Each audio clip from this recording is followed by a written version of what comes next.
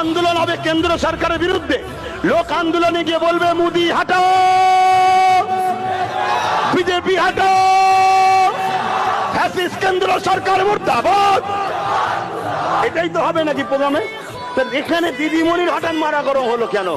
আমি অনেক চিন্তা করে দেখলাম, ও আইনের মধ্যে লেখা আছে 12 বছর কেউ যদি ওয়াকফ দখল করে রাখে, মসজিদ, মাদ্রাসা, কবরস্থান, ঈদগাহ জায়গা, সেটা তার হয়ে যাবে। দিদি দেখছে এই আইনটা যদি চালু হয়ে যায়, অলরেডি আমি আমার চামচারা 75,000 বিঘে জায়গা দখল করে রেখেছি বাংলায়।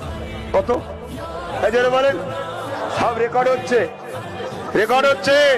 রাজ্য সরকার 75,000 বিঘে জায়গা ওয়াকফের, মসজিদ, মাদ্রাসা, কবরস্থান, মুসলমানদের বাপ দাদার দান করা সম্পদ, ইসলামের সম্পদ, 75,000 বিঘে জায়গা কম বেশি রাজ্য সরকার দখল করে রেখেছে। 13 বছর চলছে।